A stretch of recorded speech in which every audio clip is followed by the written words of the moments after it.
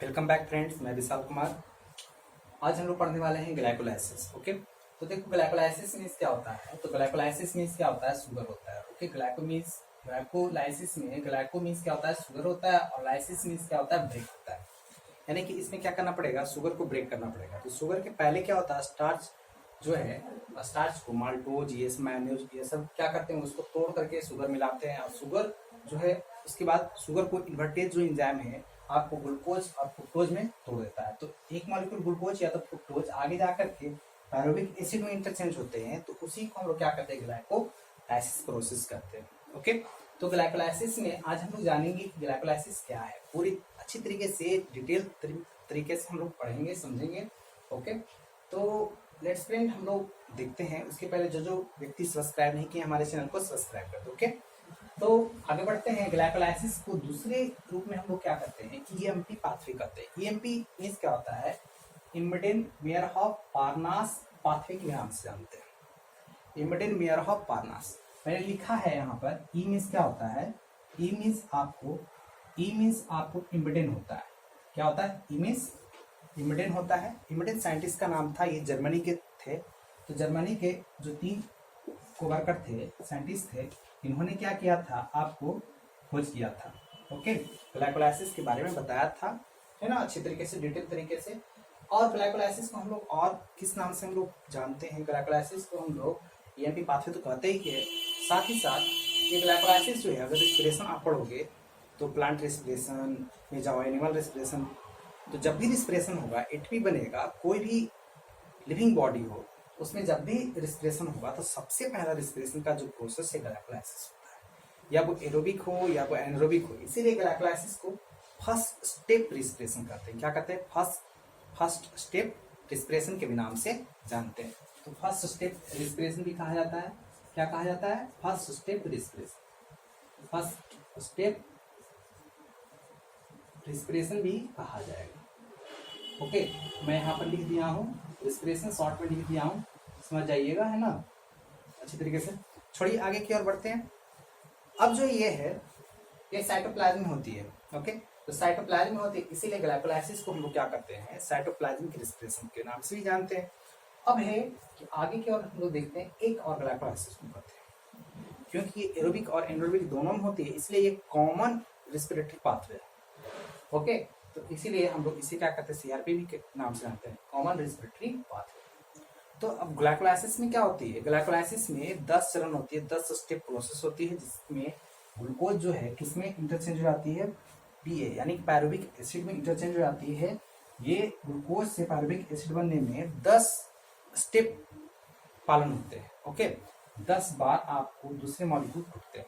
अब जो है 10 स्टेप प्रोसेस है, और 10 तरीके के इसमें एंजाइम जो है आपको अप्लाइड होते हैं। ओके, और अलग अलग तरीके से प्रत्येक एंजाइम में आपको कोई ना कोई आपको आयन लगते हैं, किसी में नहीं भी आपको अप्लाइड होते हैं। ओके, तो अब जो ग्लाइकोलाइसिस में जो है आपको क्या होता है, जब कोई भी, तो ग्लाइकोलाइसिस सबसे पहले आप जानो, तो ग्लाइकोलाइसिस भी फेज के फॉर्म में होता है। फेज के फॉर्म में ये 2 चरण में होता है। ओके, तो 2 चरण में होता है, इसीलिए हम लोग एक फेज को क्या करते हैं, प्रिपरेटरी फेज करते हैं, और दूसरे फेज को हम लोग क्या करते हैं, पे ऑफ फेज करते हैं। ओके, तो प्रिपरेटरी फेज जो है, आपको प्रिपरेटरी फेज क्या है, पे ऑफ फेज क्या है, मैं बताता हूँ। फर्स्ट ऑफ प्रिपरेटरी फेज, इस फेज में क्या होता है, एनर्जी इन्वेस्ट हो जाता है, एनर्जी कंज्यूम हो जाती है। एनर्जी कंज्यूम होती है मतलब समझते हैं, जैसे कि इसमें एटीपी यूज हो जाती है। एटीपी जो है, जैसे ग्लूकोज यहाँ पर एटीपी यूज हो गया पहला स्टेप में, तीसरा स्टेप में देखो यहाँ भी एटीपी यूज हो गया, है ना। तो एटीपी का लॉस हो गया, तभी तो एटीपी का, एटीपी में जो फॉस्फेट था, एक फॉस्फेट निकल करके, एटीपी जो था एक फॉस्फेट निकल करके, ये जो फॉस्फेट है आपको मिल करके आपको क्या बना देगा, ग्लूकोज 6 फॉस्फेट बना देगा। ओके, तो यहाँ पर यूज हो जाएगी, और इसी का जो फॉस्फेट है ये आपको यहाँ पर यूज हो जाएगी, तभी आपको बनकर क्या हो जाएगा, एटीपी बन जाएगा। ओके, तो एटीपी डिस्चार्ज होता है, यानी कि यहाँ पर एटीपी का क्या होता है, यूज होता है। तो इस प्रिपरेटरी फेज में ऐसा प्रोसेस होता है। और प्रिपरेटरी फेज जो है, आपको कौन से कौन स्टेप तक जाने जाते हैं, पहला से 5वां स्टेप तक आपको क्या होता है, प्रिपरेटरी फेज होता है। और जो पे ऑफ जो फेज है, बहुत इंपॉर्टेंट बात है ना, पे ऑफ फेज है, ये एनर्जी स्टोरिंग फेज कहलाती है। इसमें एटीपी रिड्यूसिंग पावर के रूप में कौन, NADH2 आप क्या होते हैं, NADH2 के रूप में ये बनते हैं, इसीलिए इसे क्या कहा जाता है, एनर्जी स्टोरिंग कहा जाता है, एनर्जी कंजर्विंग कहो, है ना, या तो जनरेटेड कहो। ओके, तो इसमें एनर्जी जनरेशन भी हो सकती है, तो इसीलिए इसे energy storing conserving generation phase के भी नाम से जानी जाती है। कोई दिक्कत नहीं। तो पूछेगा कि प्रिपरेटरी फेज ग्लाइकोलाइसिस में 1 से 5th स्टेप तक, पे ऑफ फेज में 6 से लेकर के आपको 10th स्टेप तक। ओके, तो ये आपको ग्लाइकोलाइसिस का 2 फेज है। अब पहले तो हम लोग बात करेंगे, अब गुजरेंगे 1 to 10th स्टेप में, तो सबसे पहले बात है कि प्रिपरेटरी फेज आएगी, उसके बाद पे ऑफ फेज से गुजरेंगे। तो प्रिपरेटरी फेज से हम लोग गुजरते हैं, है ना। तो जैसे ही गुजरेंगे तो अब देखो, पहला जैसे एक शुगर आपको क्या क्या बनाता है, ग्लूकोज बनाता है एक मॉलिक्यूल, और एक मॉलिक्यूल क्या बनाता है, फ्रुक्टोज बनाता है, दोनों एक एक मॉलिक्यूल बनाता है। ओके, अब ये ग्लूकोज जो है आपको किसमें टूटेगा, कार्बिक एसिड में चेंज होगा, इंटरचेंज होगा। अब फ्रुक्टोज भी चेंज होगा, तो यहाँ पर ग्लूकोज दिखा हुआ था। अब कहोगे कि फ्रुक्टोज कहाँ गया, फ्रुक्टोज कैसे चेंज होगा, तो फ्रुक्टोज को भी यहीं पर रख देंगे, लेकिन ये जो स्टेप है ग्लूकोज 6 फॉस्फेट में इंटरचेंज नहीं होगा, सीधे फ्रुक्टोज जो है फ्रुक्टोज 6 फॉस्फेट में आपको डायरेक्ट चेंज हो जाएगा, उसका जो भी प्रोसेस है वही होगी। ओके, तो वेरी सिंपल, ये सब भी लोग आपको डाउट में लोग पूछते हैं, है ना। तो जाहिर से हम लोग देखते हैं 10वां स्टेप देखते हैं, इसमें 10th स्टेप है आपको, तो 10th 1 by 1 हम लोग क्लियर करते हैं। देखो इसमें जो ग्लूकोज है, ग्लूकोज, तो ग्लूकोज जो है सर्वप्रथम आपको ग्लूकोज 6 फॉस्फेट में इंटरचेंज होती है, ये पहला स्टेप होता है, जिसमें आपको ग्लूकोज 6 फॉस्फेट में इंटरचेंज करने में आपको एक एटीपी खर्च होते हैं, तो उसका जो फॉस्फेट जो है आपको 6ठा नंबर कार्बन पे चला जाता है।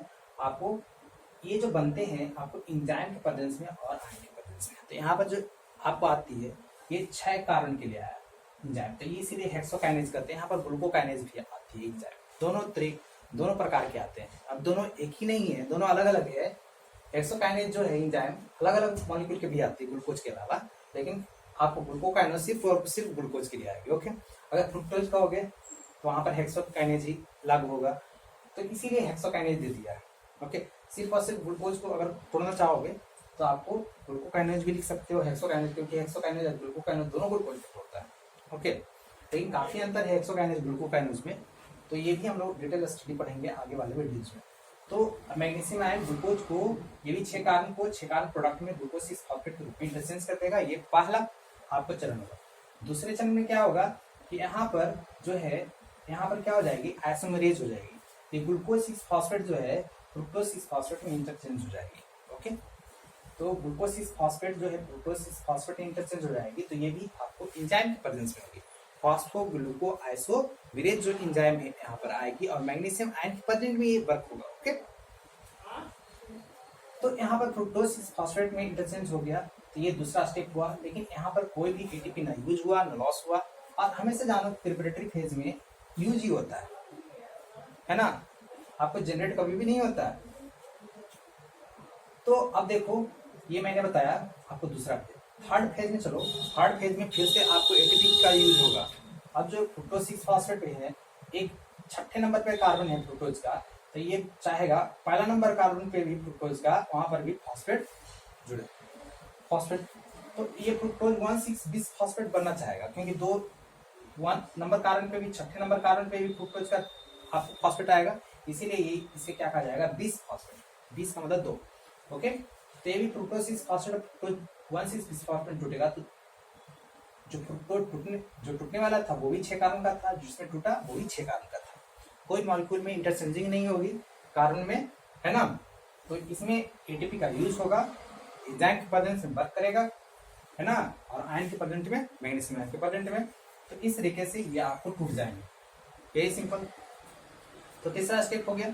अब चौथा स्टेप में क्या होगा, फोर्थ स्टेप में क्या होगा, फ्रुक्टोज 1,6-20 फॉस्फेट जो है अब ये इंटरचेंज होगा गाप में और ढाप में, तो ये गैप में और ढाप में ग्लिसरॉल्डिहाइड 3 फॉस्फेट और डाइहाइड्रोक्सी एसीटोन 3 फॉस्फेट। ओके, तो इस तरीके से आपको बनेगा, दोनों बनेगा, और दोनों कितना कार्बन का होगा बाबू, 3 कार्बन का होगा। दोनों कितने कार्बन का होंगे, दोनों 3 कार्बन के, ये भी 3 कार्बन के गैप भी, और ये भी ढाप भी क्या होगा, 3 कार्बन का होगा। कितने कार्बन के, 3 कार्बन के होंगे। तो देखो ये 6 कार्बन का था एक मॉलिक्यूल, अब जो फ्रुक्टोज 1,6-20 फॉस्फेट जो है अल्डोलेज एंजाइम के प्रेजेंट में, जिंक के आयन के प्रेजेंट में आपको एक किस में तोड़ देगा, आपको गैप में एक मॉलिक्यूल 3 कार्बन का एक मॉलिक्यूल गैप बना करके छोड़ देगा और एक मॉलिक्यूल ढाब बना करके छोड़ देगा। ये चौथा हुआ। अब पांचवा देखो क्या है, पांचवा इसको ऊपर छोड़ दो तो इसमें इंटरचेंज हो गया। अब ये मॉलिक्यूल आपस में क्या हो सकते हैं, बदल सकते हैं। ये इसमें बदल भी जा सकता है, ये इसमें बदल भी जा सकता है, इंटरचेंज हो सकता है। तो इसके लिए एक एंजाइम आते हैं ट्रायोज फॉस्फेट आइसोमेरेज। तो यहाँ पर क्या होंगे, ये पांचवा स्टेप कहलाती है। ओके, और ये पहला से पांचवा स्टेप तक क्या कहलाती है, प्रिपरेटरी फेज कहलाती है। प्रिपरेटरी फेज ग्लाइकोलाइसिस का कहलाती है। आपको ध्यान देने वाली बात है, आपको समझ में आनी चाहिए, है ना, ये प्रिपरेटरी फेज है। और प्रिपरेटरी फेज में सिर्फ और सिर्फ क्या होता है, एटीपी का यूज होता है। और यूज होगा तो एटीपी लॉस हुआ, इसीलिए माइनस के फॉर्म में 2 एटीपी हम लोग लिखेंगे, क्योंकि लास्ट में हम लोग ग्लाइकोलाइसिस में समझेंगे कि कितने एटीपी बना, कितने एटीपी जनरेट हुए। इसलिए नेट प्रोडक्ट ऑफ ग्लाइकोलाइसिस हम लोग जब लास्ट में लिखेंगे तो हम लोग को वहां पर यूज आएगी कि कितना एटीपी का यूज हुआ, कितना का लॉस हुआ, यानी कि मेन जो है कितने एटीपी अगर बने होंगे तो लिखना पड़ेगा। ओके, इसलिए नेट प्रोडक्ट खोजेगा। ओके, तो इस तरीके से हम लोग 5 स्टेप तक चले आए। अब जो है पे ऑफ फेज चलेगी।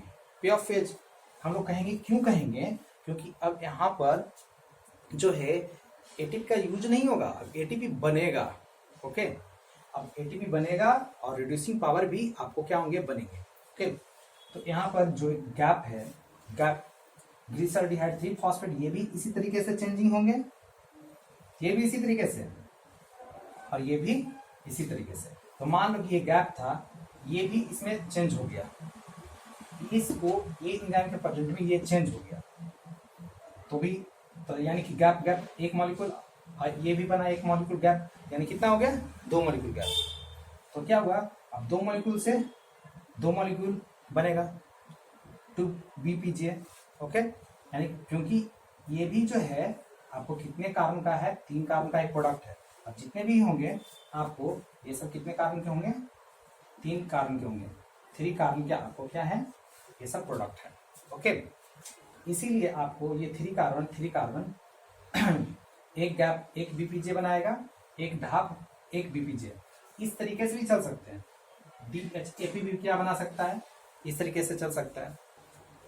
अब जो है बात है, मैं बता दूं प्रिपरेटरी फेज क्या होता है, एंडोथर्मिक होता है, इसमें ऑक्सीडेशन नहीं होता है। ओके, ना स्प्लिटिंग होती है, हमेशा जानने वाली बात है। ओके, तो दैट इज ये प्रिपरेटरी फेज होता है, इसमें इन्वेस्ट होती है। लेकिन पे ऑफ फेज में यहाँ पर क्या होती है, यहाँ पर ऑक्सीडेशन होती है, आपको डिहाइड्रेशन होती है, यहाँ पे फॉस्फोराइलेशन होती है, सबस्ट्रेट लेवल फॉस्फोराइलेशन होता है, यहाँ पे एक्सोथर्मिक प्रोसेस होता है।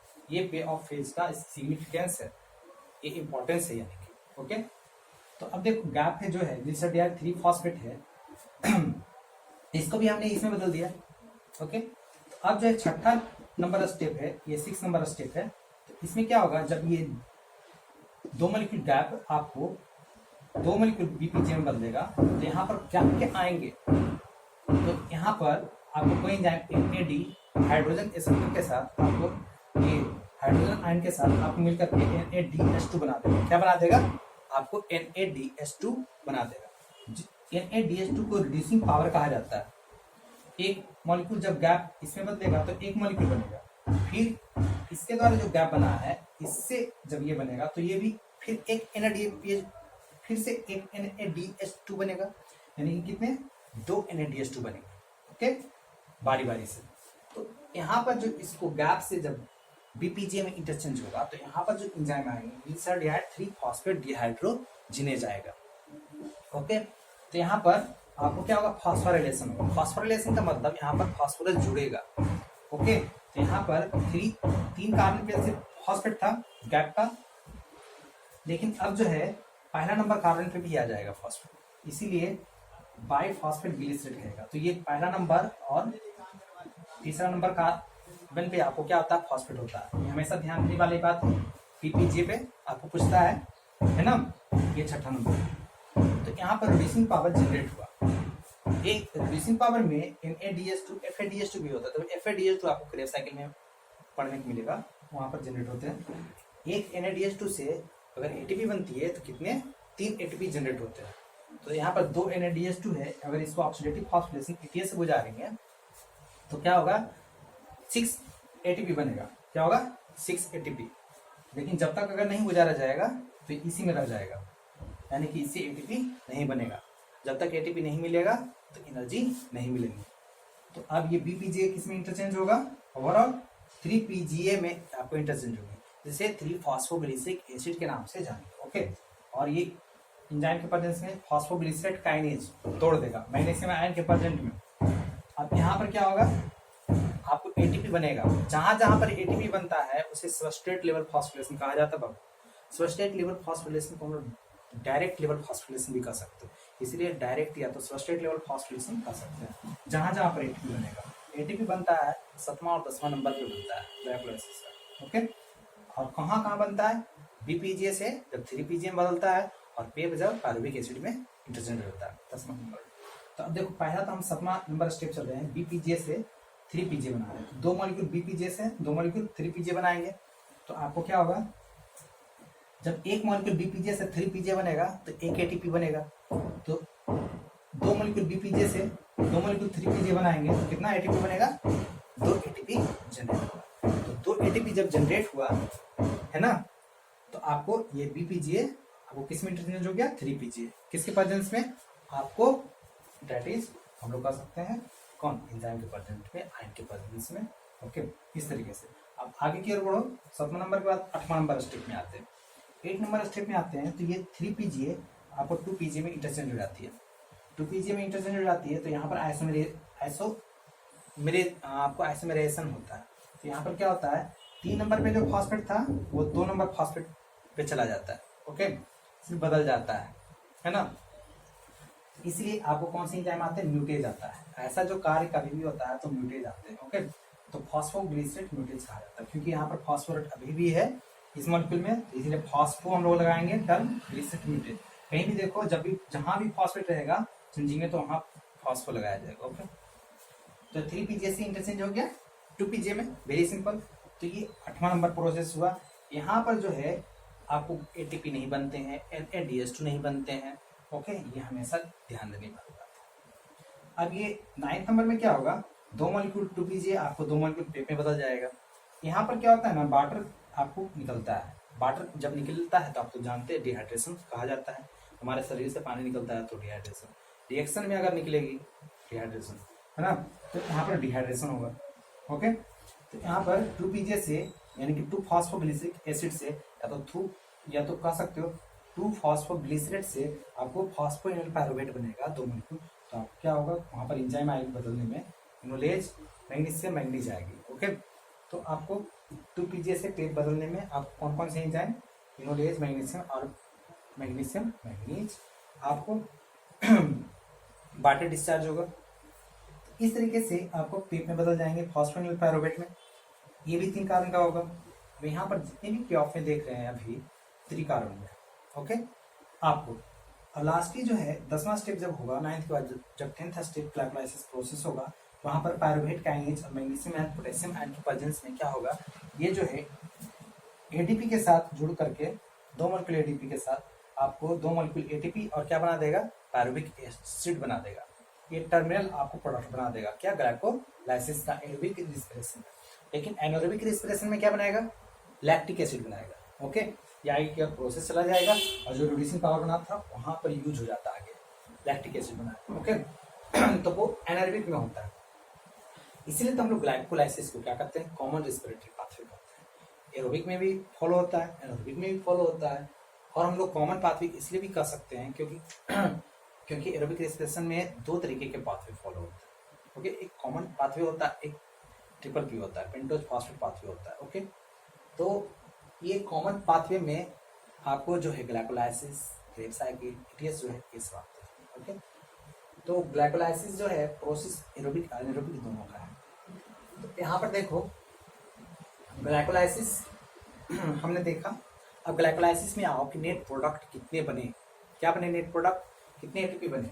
तो देखो पे ऑफ फेज तो नीचे है और यहाँ पर ऊपर में तो प्रिपरेटरी फेज है भाई, है ना। प्रिपरेटरी फेज में 2 ATP क्या हुए, आपको यूज हुए तो माइनस में लिख दिया 2 ATP। अब पे ऑफ फेज में कितने जनरेट हुए, यहाँ पर 2 ATP मॉलिक्यूल जनरेट हुआ 7th नंबर में, 7th नंबर स्टेप में। 10th नंबर स्टेप में क्या हुआ आपको 2 ATP, यानी दो दो कितना हुआ 4 ATP। सबस्ट्रेट लेवल फॉस्फोरिलेशन इसको कहते हैं। तो 4 ATP मैंने प्लस लिख दिया, यानी कि बना तो यानी प्लस। अब माइनस प्लस कर करके जितना भी आया उसे क्या लिखा 2 ATP, यानी कि 4 ATP में 2 ATP को मैंने घटा दिया, 2 ATP बचा, यानी कि 2 ATP। अगर कहेगा कि डायरेक्ट ATP के रूप में कितना बना ग्लाइकोलाइसिस में, 2 ATP बना। और रिड्यूसिंग पावर के साथ कितना, तो रिड्यूसिंग पावर जब ETS से गुजरेगा, अगर डायरेक्ट उसके बाद ETS से ATP में चेंज कन्वर्ट कर दिया जाए तो आपको एक NADH2 3 ATP बनाएंगे, तो 2 NADH2 कितने 6 ATP बनाएंगे। तो 6 ATP प्लस पहले से जो डायरेक्ट जो बना है 6, आपको कितना हो जाएगा 8 ATP, यानी कि नेट प्रोडक्ट ऑफ ग्लाइकोलाइसिस कितना होगा 8, है ना। सिर्फ और सिर्फ ग्लाइकोलाइसिस में अगर एनर्जी देखा जाए तो 8 ATP। ओके, तो इस तरीके से हमने ग्लाइकोलाइसिस में बने जाए। अब एक बात और है, ग्लाइकोलाइसिस में जितने भी जो प्रोडक्ट बनते हैं कुछ ना कुछ उसका फंक्शंस होता है, कोई ना कोई और प्रोडक्ट बनाने में आपको उसका यूज होता है। ओके, तो ये हमेशा ध्यान देने वाली बात है। और ये जो तीनों साइंटिस्ट थे ये कहाँ के थे, जर्मनी के थे, ये हमेशा ध्यान देने वाली बात है ना। तो यहाँ पर ग्लाइकोलाइसिस में 10th स्टेप प्रोसेस होती है, 10 तरीके के आपको एंजाइम आते हैं। ग्लाइकोलाइसिस जब भी आपको कहेगा तो ग्लाइकोलाइसिस को शॉर्ट में समझ सकते हो, GLMS ग्लूकोज। तो इस तरीके से शॉर्ट में लिखोगे तो तुरंत तुरंत ग्लाइकोलाइसिस समझ जाओगे, नहीं तो काफी लंबा चौड़ा है ना, शॉर्ट माइंड में रिकवर रखोगे तो समझ सकते हो। That is GLMS glucose, 6 glucose 6 phosphate, FRU 6 glucose 6 phosphate. तो इस तरीके से आपको क्या हो जाएगी ग्लाइकोलाइसिस तुरंत आपके माइंड सेट हो जाएगी। ओके, तो हमने ग्लाइकोलाइसिस देखा, ग्लाइकोलाइसिस समझा। तो अगले भाग में हम link reaction, clear cycle, ETS, ये सब आपको नए नए वीडियोस आपको आपके लिए लेकर के आएंगे। जो जो आप सब्सक्राइब नहीं किए होंगे हमारे चैनल को सब्सक्राइब कर दे। धन्यवाद।